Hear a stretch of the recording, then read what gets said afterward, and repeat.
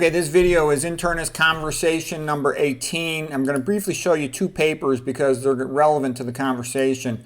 The first one is just from the Lasante article about the reverse Warburg effect in cancer. And the whole point of that was that cancer can feed on ketone body. Because there's a lot of people saying, oh, the ketogenic diet is such a great thing to treat a patient with cancer. I don't think so.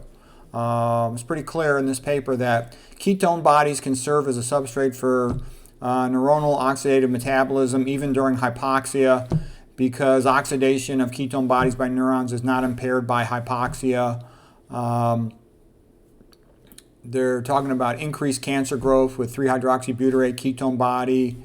Our results indicate that ketone bodies can effectively serve as a source of energy for cancer cells. Okay, so ketone bodies can feed cancer, so that's not a good thing if you want to put somebody on a ketogenic diet. Okay, so here now is another paper.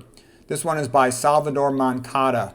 Molecular basis for differential use of glucose and glutamine in cell proliferation as revealed with this tissue culture called the HeLa cells. Anyways, well, what's the point?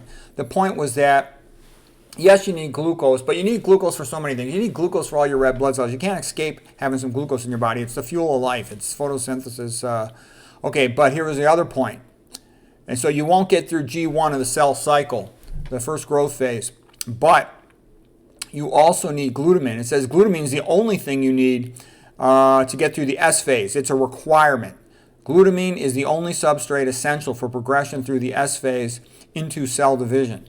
So that's pretty strong on the glutamine protein being essential for cell replication.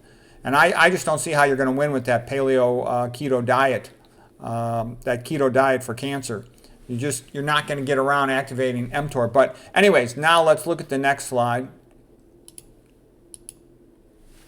Okay, and this is the conversation.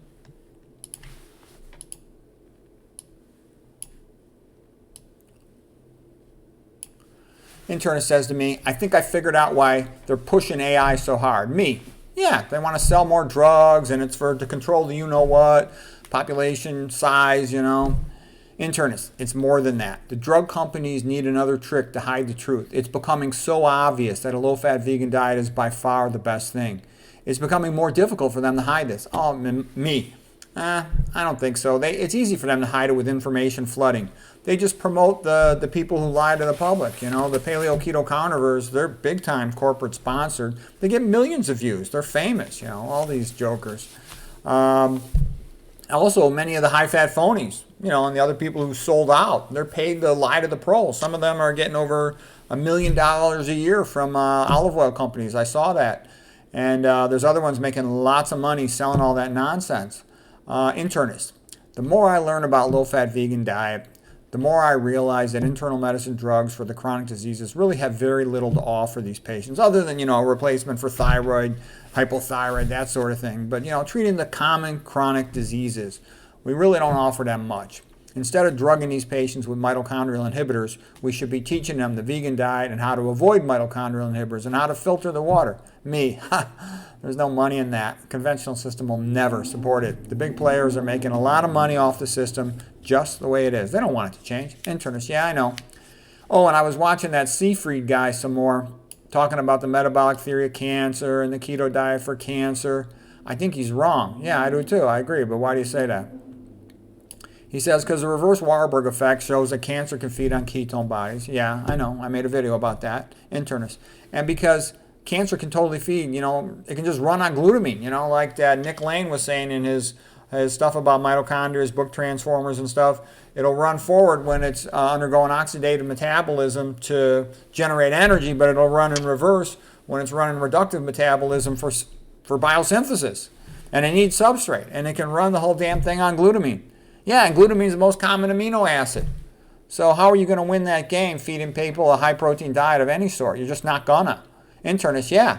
The cancer is going to grow on a high-fat diet because it's going to have insulin resistance, activating mTOR, and a high-fat diet is going to cause tissue hypoxia, which favors cancer. Cancer grows better in hypoxic milieu.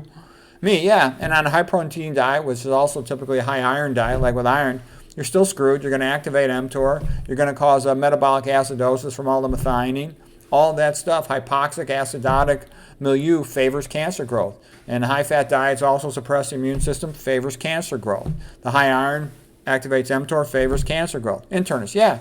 The best chance a person has is this whole low fat, low protein, low sodium, vegan diet, no oil, no alcohol. It's the only thing that makes sense. And I'm like, yeah. And fruits and vegetables are more alkaline, they're real low in protein. That's all part of it. Internist, yeah.